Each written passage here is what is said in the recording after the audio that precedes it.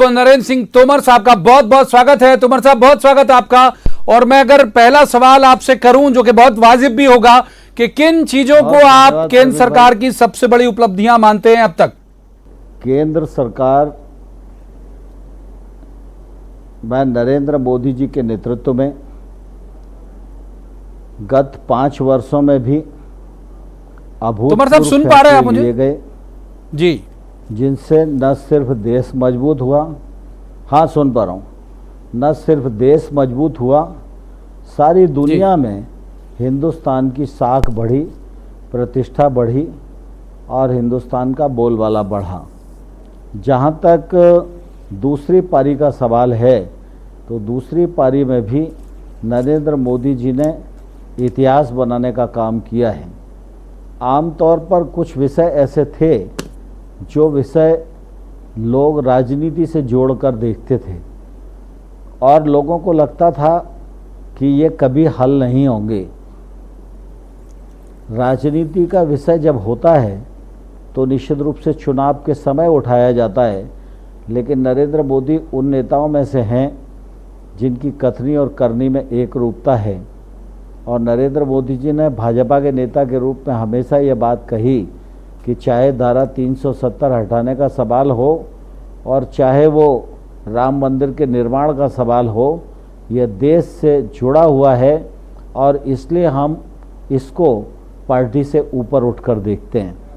जब दूसरी पारी प्रारंभ हुई तो कौन सोच सकता था धारा 370 और 35 से हट जाएगी, लेकिन नरेंद्र मोदी के नेतृत्व ने उसको हटाने का काम किया। कौन सोच सकता था ट्रिपल तलाक वाला बिल पास हो जाएगा? कौन सोच सकता था राम मंदिर के निर्माण का रास्ता साफ हो जाएगा? लेकिन ये ऐसे फैसले हैं जो हिंदुस्तान में बरसों बरस से लटके हुए थे। नरेंद्र मोदी जी के कुशल नेतृत्व में मोदी जी ने इन फैसलों को करके यह बता दिया कि उनकी कथनी और करनी में एक रूपता है। और भारतीय जनता पार्टी जो कहती है कि नेशन फर्स्ट पार्टी सेकंड, उस पर हम लोग हमेशा अमल करते हैं। फिर इसके बाद अगर हम देखेंगे तो चाहे गांव हो, चाहे गरीब हो, चाहे किसान हो, उसके हित में भी लगातार नरेंद्र मोदी जी की सरकार ने फैसले लिए। चाहे वो प्रधानमंत्री फसल बीमा के परिमार्जन का मामला हो और चाहे वो पीएम किसान योजना के माध्यम से सभी किसानों को उस दायरे में लाने का विषय हो, और चाहे वो ग्रामीण क्षेत्र में प्रधानमंत्री सड़क योजना का 3rd फेज जिसमें 1,25,000 किलोमीटर सड़क बनेगी और 80,250 करोड़ रुपए का निवेश होगा। ऐसे अनेक निर्णय हैं जो इस साल में नरेंद्र मोदी जी ने अपनी मंत्रिपरिषद में लिए हैं और जो देश को आगे बढ़ाने में और श्रेष्ठ भारत के निर्माण में बड़ा योगदान देने वाले हैं। तोमर साहब, लेकिन ये अभी जो महामारी चल रही है, पिछला जो कार्यकाल था मोदी साहब का, उस वक्त ऐसा कोई ऐसे हालात नहीं थे। अब जो है वो बिल्कुल सूरत बदली हुई है। कोरोना की महामारी के कारण जो अर्थव्यवस्था वो भी प्रभावित हुई है, तो ये दोबारा से पटरी पर आ पाएगी ठीक तरह से, आपको उम्मीद है?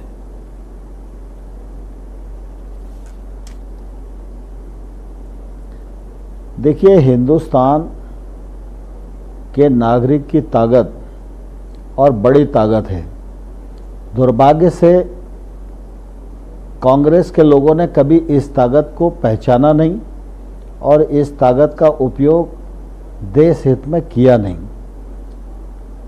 आपत्तियां आती हैं, प्राकृतिक प्रकोप आते हैं, लेकिन अगर आम जनमानस की जिज्ञासा उससे लड़ने की है और नेतृत्व लीड करने को पूरी ताकत के साथ तैयार है, तो किसी भी बड़ी से बड़ी विपत्ति से हिंदुस्तान जूझ ही नहीं सकता, जूझ भी सकता है और उस पर विजय भी प्राप्त कर सकता है। कोरोना वायरस का संकट हम सबके सामने है। कोरोना वायरस के संकट के दौर में नरेंद्र मोदी जी ने जो लीडरशिप दी, उसकी सराहना सिर्फ हिंदुस्तान में नहीं है, उस लीडरशिप की सराहना आज पूरी दुनिया में हो रही है और भारत की साख उसके कारण भी बढ़ी है और प्रतिष्ठा बढ़ी है, विश्वसनीयता बढ़ी है। लॉकडाउन के समय में जो रणनीति नरेंद्र मोदी जी ने अपनाई, लॉकडाउन की घोषणा उन्होंने की, गांव गरीब किसान का उन्होंने ध्यान रखा और यह कोरोना वायरस का सामुदायिक विस्तार न हो, इसके लिए जो कठोर निर्णय लेने की आवश्यकता थी वो निर्णय उन्होंने लिए। और मुझे ये कहते हुए बहुत प्रसन्नता है कि जनता ने, राज्य सरकारों ने बड़ा योगदान इस पूरे निर्णयों को सफलता के सोपान तक पहुंचाने के लिए किया। इस दृष्टि से हम सामुदायिक विस्तार को रोकने में भी सफल हुए। अब लॉकडाउन धीरे धीरे रिलैक्स हो रहा है तो निश्चित रूप से आर्थिक गतिविधियां भी बढ़ रही हैं और मुझे कहते हुए प्रसन्नता है कि नरेंद्र मोदी जी ने गांव की गतिविधियों को और कृषि की गतिविधियों को समय समय पर जैसे भी आवश्यकता पड़ी वैसे वैसे उन्होंने खोलने की अनुमति प्रदान की। आपको ध्यान है प्रवीण जी, जब लॉकडाउन घोषित हो रहा था उस समय सारी फसल खेत में कटाई के लिए तैयार थी। लोगों को लगता था कि अब फसल कैसे कटेगी, लेकिन किसान ने फसल की कटाई भी की और किसान ने फसल का उपार्जन भी किया और आज खरीद लगभग पूर्णता की ओर है और ठीक प्रकार से भारत सरकार की एजेंसियां एफसीआई और नेफेड ग्रामीण क्षेत्र में खरीद का काम कर रहे हैं और किसान ने इसी प्रतिकूलता के दौरान ग्रीष्म ऋतु की जो फसलें थी उन फसलों की जो बुआई है वो गत वर्ष की तुलना में 45% अधिक करके यह दिखा दिया कि किसान किसी भी बड़ी से बड़ी चुनौती को स्वीकार करने और उसने लड़ने के लिए पूरी तरह तैयार है। और ग्रामीण क्षेत्र में आर्थिक गतिविधियां बढ़े, इसके लिए मनरेगा, प्रधानमंत्री ग्रामीण सड़क, प्रधानमंत्री आवास योजना और ग्रामीण क्षेत्र में काम करने वाली इंडस्ट्री सबको खोलकर प्रधानमंत्री जी ने गांव की अर्थव्यवस्था को बल प्रदान किया है। आज मनरेगा के अंतर्गत 35 करोड़ श्रम दिवस सृजित कर लिए गए हैं और 5 करोड़ लोगों को जॉब ऑफर किया गया है। पिछले मई के माह में तुलना करें तो ये 40% अधिक है। मनरेगा में 33,000 करोड़ रुपए की स्वीकृति हम लोगों ने राज्यों को दे दी है। 26,000 करोड़ रुपए से अधिक रुपया राज्यों को जारी कर दिया है और ये मजदूर भाई जो बाहर से अपने घरों पर लौटे हैं इनको भी किसी प्रकार की तकलीफ ना हो। मनरेगा के अंतर्गत अगर वो काम करना चाहें तो उन्हें काम मिल सके, इसलिए जो 20 लाख करोड़ रुपए का पैकेज है उसमें 40,000 करोड़ रुपया मनरेगा के लिए अधिक आवंटन किया है। 1 लाख करोड़ रुपया कृषि के लिए पैकेज दिया है, कृषि अवसंरचना के लिए 20,000 करोड़ रुपया फिशरीज के काम को बढ़ाने के लिए पैकेज में घोषित किया है। 15,000 करोड़ रुपया एनिमल हस्बेंड्री के लिए दिया है। 4,000 करोड़ रुपया हर्बल खेती के लिए दिया है और प्रोसेसिंग इंडस्ट्री बढ़ सके उसके लिए भी 10,000 करोड़ रुपए की घोषणा की है। कुल मिला के ग्रामीण भारत के बारे में और कृषि आगे बढ़े इस दृष्टि से सरकार ने लॉकडाउन के अवसर पर भी और पैकेज में भी बड़ी चिंता की है, जो आने वाले कल में आत्मनिर्भर भारत की बुनियाद को ही मजबूत नहीं करेगा, इमारत को भी खड़ा करने में सफल होगा।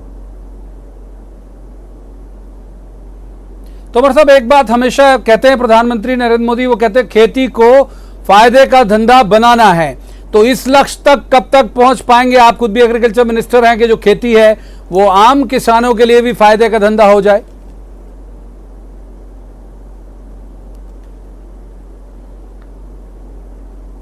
प्रधानमंत्री जी ने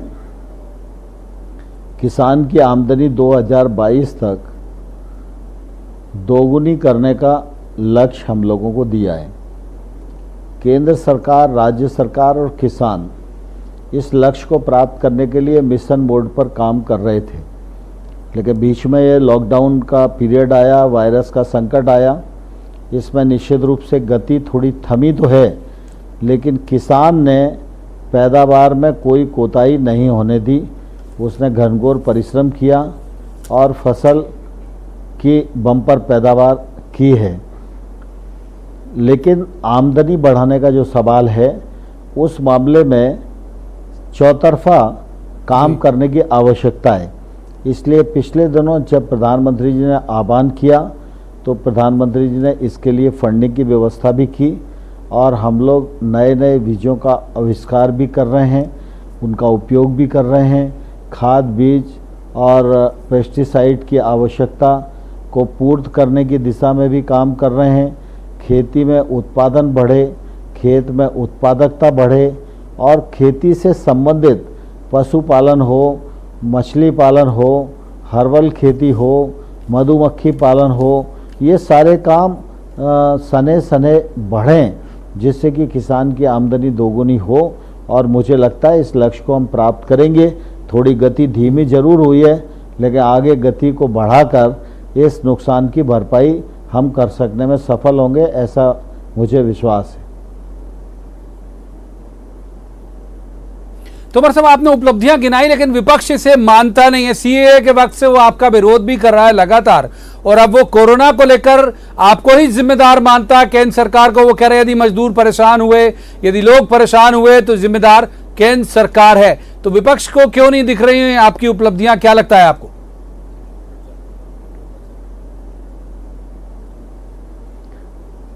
मैं प्रतिपक्ष के लोगों को विनम्रता से आग्रह करना चाहता हूं कि आपदा के इस मौके पर राजनीतिक संकीर्णता से ऊपर उठकर सबको मिलकर काम भी करना चाहिए और अच्छे सुझाव भी देना चाहिए। राजनीति करने के लिए पूरा टाइम है, जब समय आए तो ज़रूर राजनीतिक बातें करना चाहिए, लेकिन इस समय आरोप प्रत्यारोप से अगर कांग्रेस बचेगी तो उससे कांग्रेस की ही प्रतिष्ठा बढ़ेगी। वैसे सामान्य तौर पर पिछले वर्षों में ये देखने में आ रहा है कि कांग्रेस का नेतृत्व तो हमेशा हल्की बातें करके राजनीति को हल्का करने का प्रयास कर रहा है। आज भी जिस प्रकार के आरोप और प्रत्यारोप वो कर रहे हैं, मैं उनको बताना चाहता हूँ कि जितना वो असत्य वाचन करेंगे, जितना असत्य आरोप लगाएंगे, जनता में उनकी छवि उतनी ही धूमिल होगी। जहाँ तक उपलब्धियाँ हों, जहाँ तक वायरस संकट से निपटने का मामला हो, जहाँ जनता के योगदान का सवाल हो, अगर इसको वो भारतीय चश्मा लगाकर देखेंगे तो मुझे लगता है कांग्रेसियों को वो सब नज़र आएगा जो वास्तव में हो रहा है। इसलिए वो आरोप प्रत्यारोप से बचें। मेरी आपके माध्यम से कांग्रेस के मित्रों को यही सलाह है।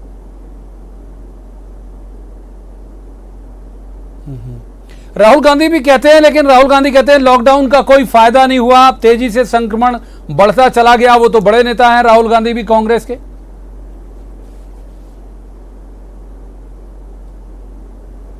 राहुल गांधी जी कांग्रेस के बड़े नेता हैं, लेकिन देश उनको बड़ा नेता नहीं मानता और देश उनकी बात को न पहले गंभीरता से लेता था और ना ही वो आज गंभीरता से लेता है। लेकिन राहुल गांधी जी की जो बेबसी है और उनकी जो विद्वता है, उस पर सिर्फ हंसा ही जा सकता है या आश्चर्य व्यक्त किया जा सकता है। इससे ज़्यादा मुझे कुछ नहीं कहना। अच्छा, थोड़ी सी बात सर ग्वालियर की कर लेते हैं। तोमर साहब, आप वहीं ग्वालियर के ही हैं। अभी उपचुनाव होने हैं मध्य प्रदेश में और ग्वालियर में सबसे ज्यादा सीटें हैं। ये इस तरह की कुछ खबरें आ रही हैं कि सिंधिया जी को अभी तक उस तरह से आत्मसात नहीं कर पाई बीजेपी। तो ऐसा कुछ है या फिर आप सब मिलकर लड़ेंगे और पूरी 16 सीटें आ जाएंगी, आपको लगता है? देखिए प्रवीण जी, जब कांग्रेस की सरकार मध्य प्रदेश में थी तो उस समय भी आप सब लोग पूछते थे इस सरकार का क्या होगा जी। तो मैं हमेशा एक ही बात कहता था कि यह सरकार अपने बोझ से गिरेगी। कांग्रेस की सरकार ने जनता के साथ वादा खिलाफी की, भ्रष्टाचार चरम पर पहुंच गया और वादा खिलाफी को लेकर श्री ज्योतिरादित्य सिंधिया जी ने कांग्रेस से विद्रोह किया। विद्रोह करने के कारण सरकार गिरी। 22 विधायकों के इस्तीफे हुए। 2 स्थान हमारे विधायक गणों की मृत्यु के कारण खाली हैं। ऐसे कुल मिला के 24 चुनाव हैं और अब ज्योतिरादित्य जी जब भारतीय जनता पार्टी में सम्मिलित हो गए हैं तो वो भारतीय जनता पार्टी के नेता हैं। इन 2400 सीटों पर चुनाव होगा और जब चुनाव होगा तो मेरी पार्टी के अध्यक्ष श्री वी.डी. शर्मा जी, मुख्यमंत्री शिवराज सिंह चौहान जी और श्री ज्योतिरादित्य सिंधिया जी और नरेंद्र सिंह तोमर, हमारी पार्टी के सभी कार्यकर्ता पदाधिकारीगण पूरी ताकत के साथ 24 भारतीय जनता पार्टी के प्रत्याशियों के लिए काम करेंगे और मुझे पूरा विश्वास है कि भारतीय जनता पार्टी जीतेगी और एक स्थिर सरकार मध्य प्रदेश में शिवराज सिंह चौहान के नेतृत्व में चलेगी। इसमें किसी को कोई शंका और शुबह नहीं होना चाहिए। अभी चूँकि ज्योतिरादित्य सिंधिया जी जब भाजपा में आए तब से लगातार लॉकडाउन है, इसलिए वो मध्य प्रदेश नहीं पहुंच पाए हैं। जब स्थिति सामान्य होगी तो ज्योतिरादित्य जी, हम सब लोग साथ में कार्यक्रम करेंगे और किसी को इस मामले में गलतफहमी नहीं होनी चाहिए। ज्योतिरादित्य जी बहुत समझ सोच के निर्णय किए और जानबूझकर निर्णय किए, इसलिए जो निर्णय सोच समझ के किया जाता है वह निर्णय आखिरी तक जीवंत रहता है। यह निर्णय भी आखिरी तक जीवंत रहेगा और हम सब लोग मिलकर चुनाव लड़ेंगे। लेकिन अभी कुछ दिन पहले कमलनाथ जी थे हमारे साथ, तोमर साहब, न्यूज 18 से हमसे ही बात करने के दौरान उन्होंने कहा कि सिंधिया जी परेशान हैं और मुझे बड़ा दुख होता है क्योंकि मेरे पुराने साथी हैं और गलती कर ली उन्होंने बीजेपी में जाके। कुछ इस तरह का भाव था उनका बात करते हुए।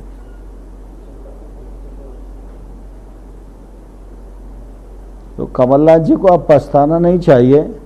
जब वो कमलनाथ जी के साथ थे तो उनकी कद्र उन्हें करनी चाहिए थी, उनकी बात उन्हें माननी चाहिए थी और जो जनता से वायदे उन्होंने किए थे उस पर अमल करना चाहिए था। अब क्या है, मतलब जब सारा मामला ख़त्म ही हो गया और ज्योतिरादित्य जी अब कांग्रेस पार्टी में नहीं है तो उनके पछताने से क्या होगा। फिर से एक बार केंद्र सरकार की उपलब्धियों पर आते हैं तोमर साहब। ये जो आपने उपलब्धियां गिनाई, कुछ हद तक मैं सहमत भी हूं, दर्शक भी सहमत होंगे। कुछ को लेके सवाल होंगे उनके मन में जो लगातार होते आ रहे, चाहे सीए को हो या 370 को लेके हो, कुछ एक खास वर्ग को लेके के मन में सवाल है। मैं उपलब्धियों के बजाय अब ये जानना चाहता हूं कि जो आने वाला दौर है इसमें बड़ी चुनौतियां आप क्या मानते हैं कि कौन सी ऐसी बड़ी चुनौतियां हैं जिसका सामना सरकार को करना होगा।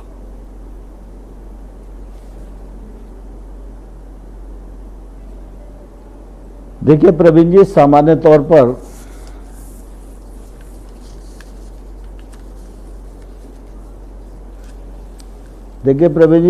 तौर पर रास्ता तो हमेशा चुनौतियों पर से भरा ही रहता है और चुनौतियों को स्वीकार करना, आगे बढ़ना, यही व्यक्ति का और राष्ट्र का धर्म होता है। हम सौभाग्यशाली हैं कि हमको प्रधानमंत्री नरेंद्र मोदी जी जैसा नेतृत्व प्राप्त है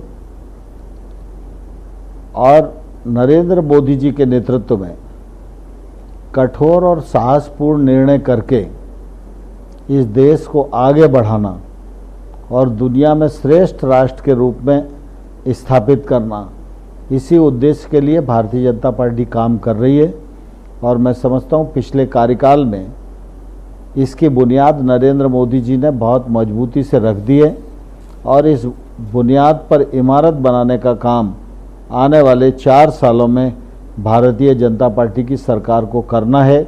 इसमें बहुत सारी चुनौतियां भी हैं, बाधाएं भी हैं, लेकिन मोदी जी का दृढ़ संकल्प है और उसके सहारे सारी चुनौतियों से हम निपटेंगे भी और उन पर विजय प्राप्त करेंगे भी। तोमर साहब, बहुत बहुत शुक्रिया आपका, आपने न्यूज 18 मध्य प्रदेश से बात करने के लिए वक्त निकाला, आपका बहुत बहुत धन्यवाद। तो ये थे केंद्रीय कृषि मंत्री नरेंद्र सिंह तोमर, जिन्होंने बहुत सारे मसले पर बात की, केंद्र सरकार की उपलब्धियों पर भी की और एमपी की सियासत पर भी की। इस चर्चा में इतना ही, लेकिन खबरों का सिलसिला न्यूज 18 मध्य प्रदेश छत्तीसगढ़ पर जारी है। आप देखते रहिए न्यूज 18 मध्य प्रदेश छत्तीसगढ़।